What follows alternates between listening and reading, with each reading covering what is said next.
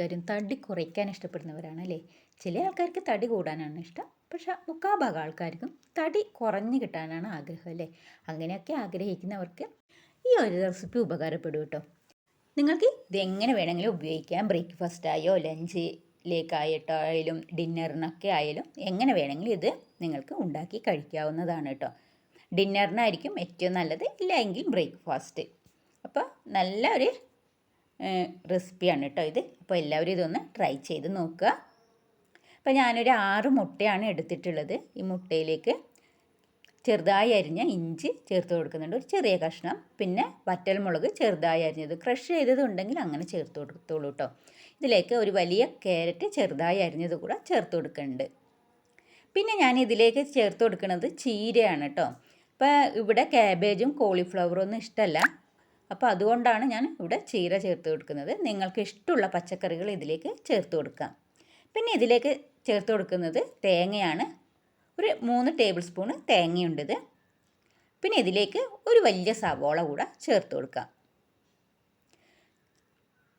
ഇനി ഇതിലേക്ക് നമുക്ക് ചേർത്ത് കൊടുക്കേണ്ടത് തക്കാളിയാണ്. പിന്നെ ഇതിലേക്ക് ഒരു 2-3 പച്ചമുളകും പിന്നെ മല്ലിയില കൂടെ ചേർത്ത് കൊടുത്തിട്ടുണ്ട്.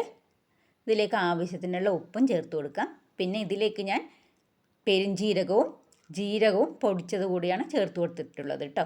മസാലകൾ നിങ്ങൾക്ക് വേണമെങ്കിൽ ചേർത്ത് കൊടുക്കാം. പക്ഷേ ഇത് നമുക്ക് ഒരു ഹെൽത്തി ആയിട്ടുള്ള ഫുഡ് ആയതുകൊണ്ട് തന്നെ ഞാൻ മസാലകളൊന്നും ഇതിലേക്ക് ചേർത്ത് കൊടുക്കണില്ല. ഇത് ചില കുട്ടികൾക്ക് ചോറൊക്കെ കൊണ്ടുപോകാൻ മടിയായിരിക്കുമല്ലോ സ്കൂളിൽ. അപ്പോൾ ലഞ്ച് ബോക്സിലേക്ക് ഇത് കൊടുത്തു വിടാവുന്നതാണ്. നല്ല ഹെൽത്തി ആയിട്ടുള്ള ഒരു ഫുഡ് തന്നെയാണ്. അപ്പോൾ ഇത് കുട്ടികൾക്ക് കൊടുത്തു വിടാനും പറ്റും കേട്ടോ. അപ്പോൾ നല്ലപോലെ മിക്സ് ചെയ്ത് വെച്ചിട്ടുണ്ട്. നമുക്കിത് മാറ്റി വയ്ക്കാം. അതിനുശേഷം ഞാനൊരു പാത്രത്തിലേക്ക് 2 തവി റാഗി ഇട്ട് കൊടുക്കുന്നുണ്ട് കേട്ടോ. ഇതിലേക്ക് ഒരു പിഞ്ച് ഉപ്പ് കൂടെ ചേർത്ത് നല്ലപോലെ മിക്സ് ചെയ്തതിന് ശേഷം കുറച്ച് വെള്ളം കൂടി ഒഴിച്ച് ഒന്ന് ലൂസാക്കി എടുക്കാം.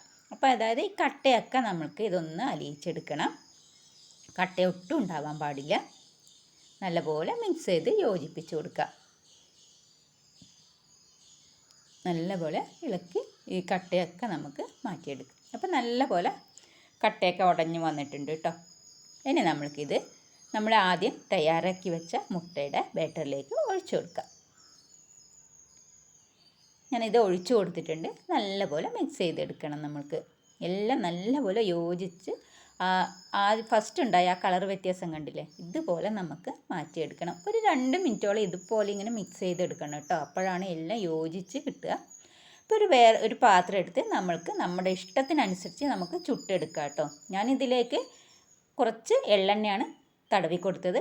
എണ്ണയുടെ ആവശ്യമൊന്നുമില്ല. എണ്ണയില്ലാതെ തന്നെ നമ്മൾക്ക് ചുട്ടെടുക്കാവുന്നതേ ഉള്ളൂ കേട്ടോ. ഏത് രീതിയിൽ വേണം എങ്കിലും നമ്മൾക്ക് ഉണ്ടാക്കിയെടുക്കാം. ദോശത്തവയിലാണെങ്കിൽ അങ്ങനെ, അതുപോലെ ഈ അപ്പച്ചട്ടിയിലോ അല്ലെങ്കിൽ നമ്മൾ ഇഡ്ഡലി തവയിൽ നമ്മൾ ഉണ്ടാക്കിയെടുക്കുമല്ലോ.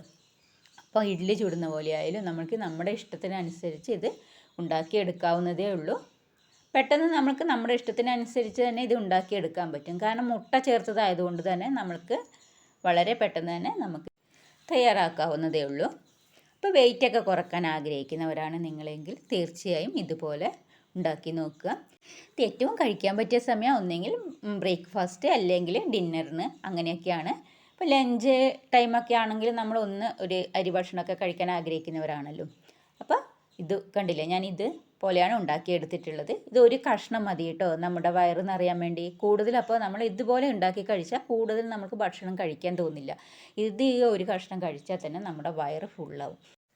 പിന്നെ നമ്മൾ ചേർത്തിരിക്കുന്നത് റാഗിയാണ്. റാഗി നല്ല ഹെൽത്തി ഫുഡാണെന്ന് എല്ലാവർക്കും അറിയുന്ന കാര്യമാണല്ലോ. അപ്പോൾ കുഞ്ഞു മക്കൾക്ക് വരെ നമ്മൾ റാഗിയാണല്ലോ ഫസ്റ്റ് തന്നെ കൊടുക്കുക. അപ്പോൾ ഈ ഹെൽത്തി ഫുഡ് എല്ലാവരും ട്രൈ ചെയ്ത് നോക്കുക. തീർച്ചയായും നിങ്ങൾക്ക് എല്ലാവർക്കും ഉപകാരപ്പെടും.